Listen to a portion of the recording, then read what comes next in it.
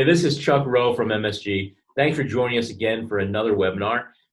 Many nonprofits struggle with their understanding of the importance of taking care of their computer network by a professional. So joining me today is Jake from ACES. Thanks for joining us, Jake. Thanks, Chuck. Good to be here. So now, being here at home, same thing, right? Yeah. Yeah, it is now, right? So having been in the nonprofit world before, I can attest to you that IT is not a huge priority because people are always looking to save money. hmm And when you think about security, you often think like that will never happen to me. You know, you hear these Sure. big stories, never happened to me. I'll just watch some videos on, maybe some YouTube videos, figure out how to do it myself. How do you educate value to the people that have that sort of mindset? Well, I think one of the things is it's a tough decision to make as to how much I want to spend on my security, how much of the risks I want to accept. But I think it kind of goes along the lines of insurance. It's not fun purchasing that stuff, but you are really, really thankful you have it when it's needed.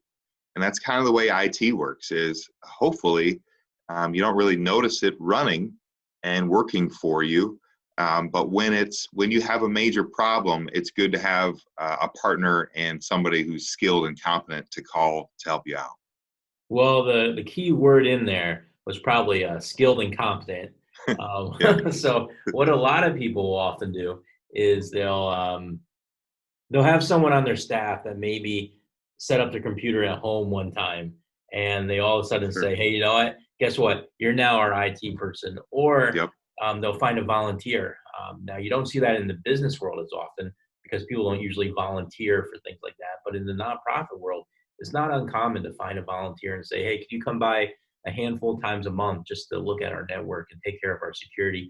Why are those options, even though they're a little bit of a better step in the right direction, why are they not quite perfect step for an organization?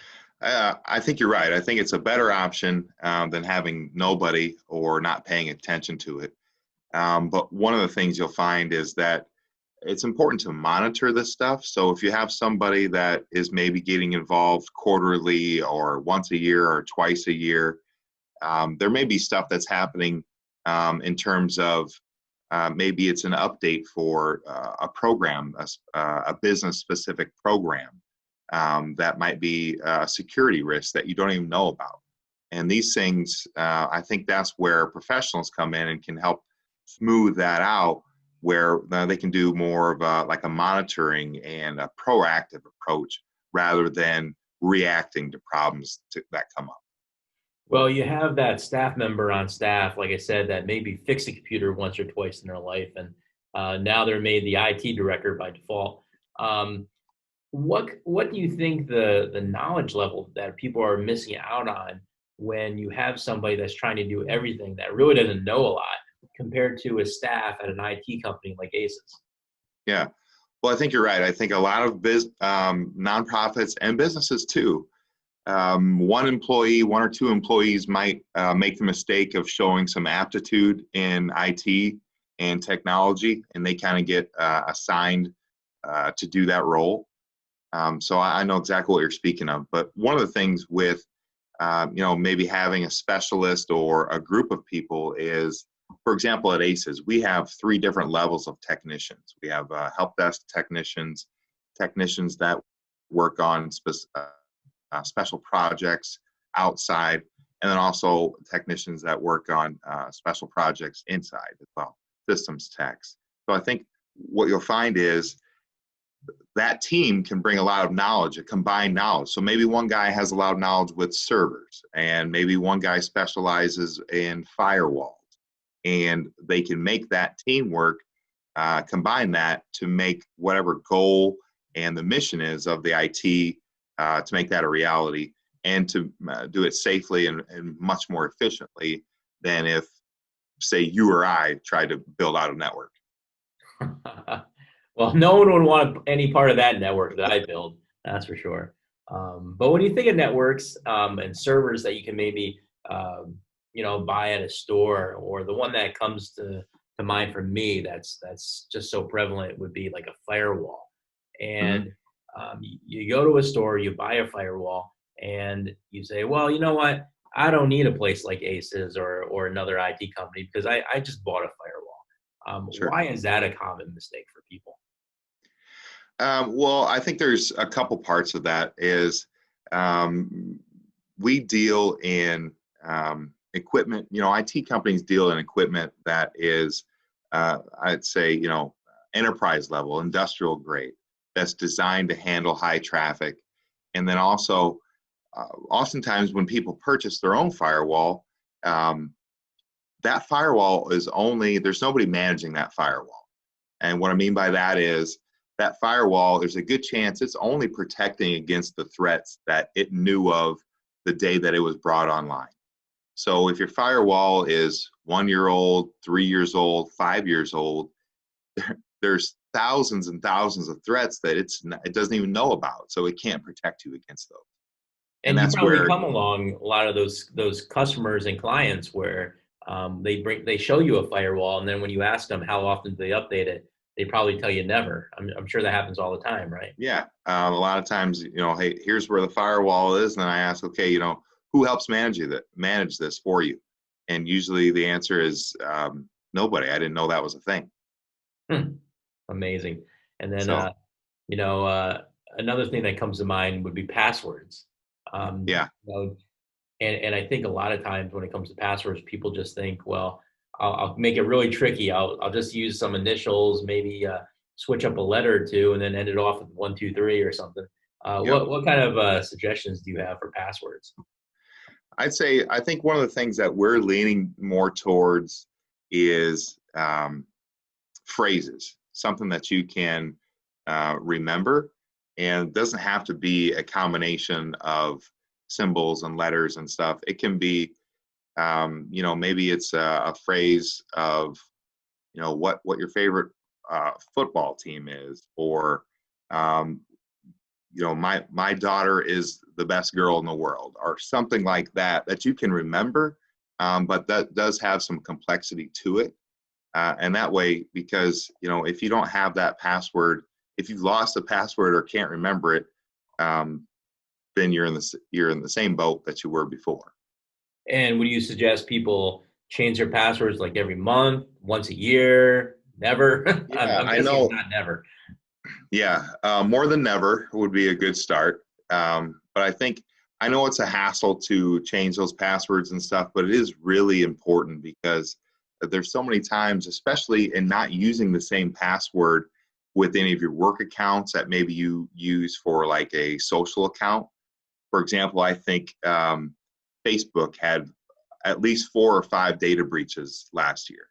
And if you're using the same account, if you have the same password for your Target account that you do at work, and Target gets breached, and then people can just use those same username and passwords to get into your business network and cause all kinds of problems. So I'd recommend changing them frequently.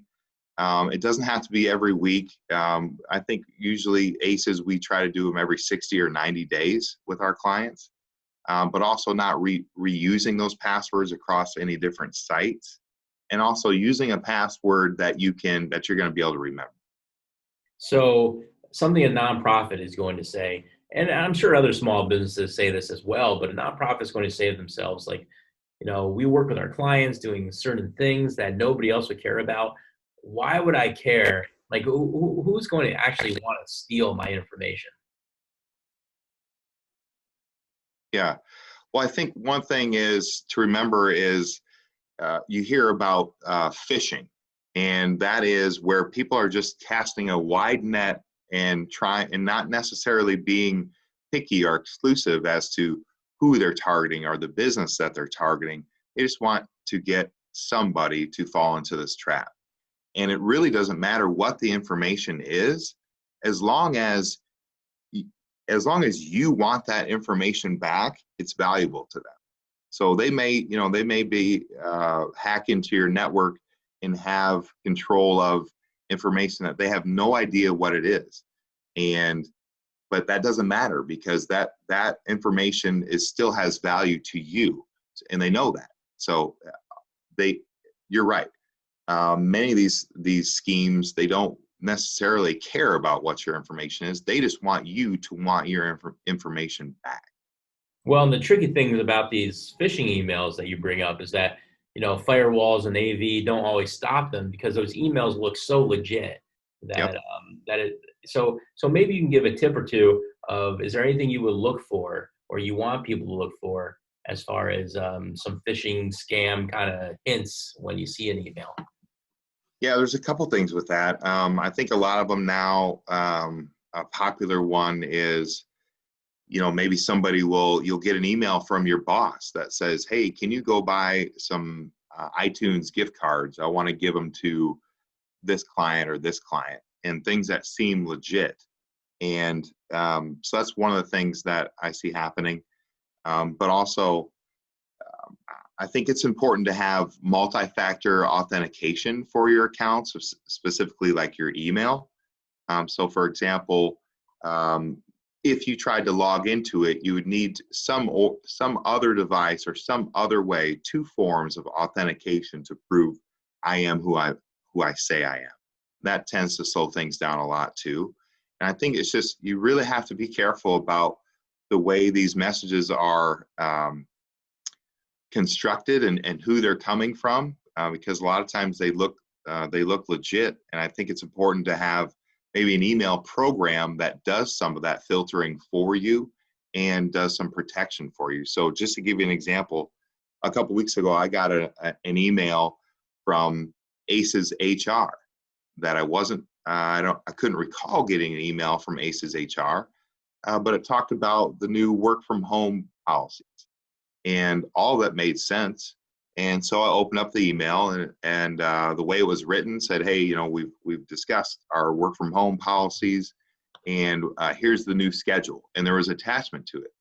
And I clicked on the attachment, but I was using an email program that said, hey, this email says it's coming from your network, but it actually originated from outside of your network. Are you sure that you want to click on this?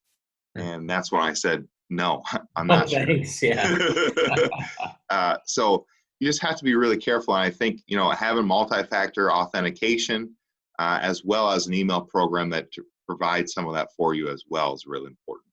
Well, let me ask you one last question, and this is less about security and IT as much as it is. It's more along the lines of everyday applications that people use, and that would be anything that has to do with Microsoft Office. And Mhm. Office switched from whether you had it on your own desktop or laptop, or if it was on a server or whatever. It switched over to this O365 model, which is now. The new name isn't just Office 365. They changed it to what?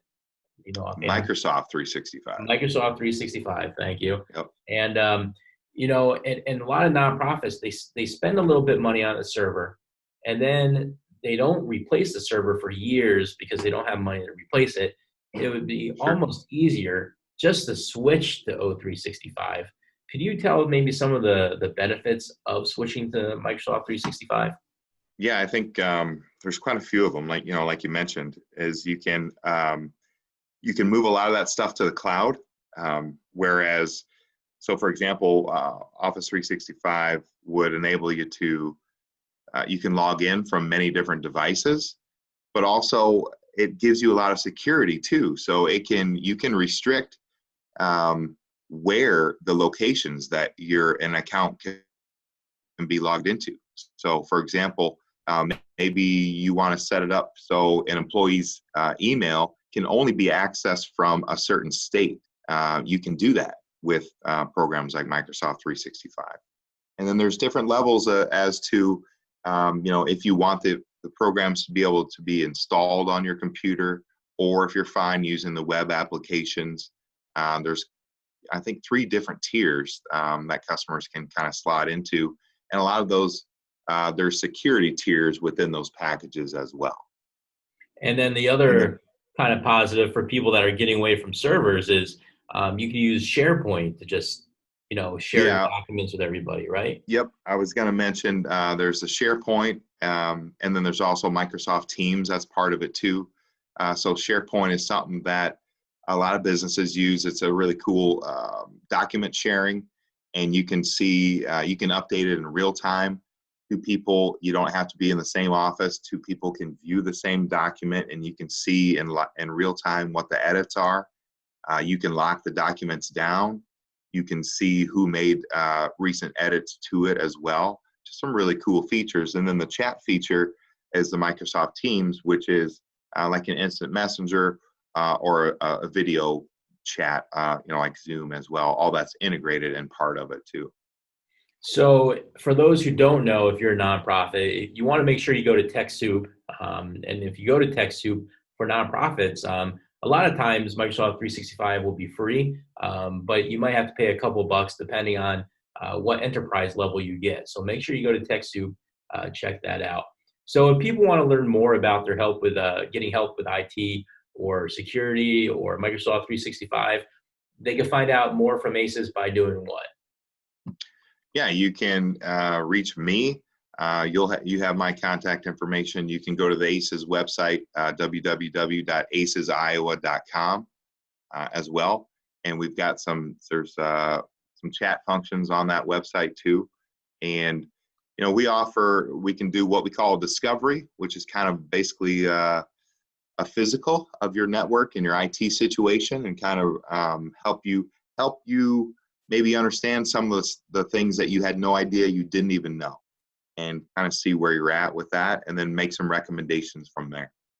And it's fair to say that when people first look at the costs, they might say, oh my goodness, that's quite the monthly expense. But then when you factor in the chance of being hacked and maybe having ransomware, Yep. or paying somebody full time, or any other sort of threat that might do something to a network, the costs are actually very fair. One would say. Yeah, kind of what we talked about at the very beginning of this is that um, it's hard to go from spending $0 to more than $0 on IT. But I think, customers will find, and especially nonprofits where your assets and your resources and your time are frequently stretched thin, have an ally to help you with that stuff and to help protect you and take the right proactive steps and have that peace of mind is extremely valuable. Well, nonprofit directors out there, make sure that you look into this, because making sure your IT network is set up correctly is not only something that makes your network safer, but it's also a time saver for you as well. Instead of spending so much time on your own or another staff member's time trying to set up computers, make sure the security is okay, and all that kind of stuff, you're now able to spend more of that time leading the organization, doing fundraising, doing things that you really should be focusing more of your attention on.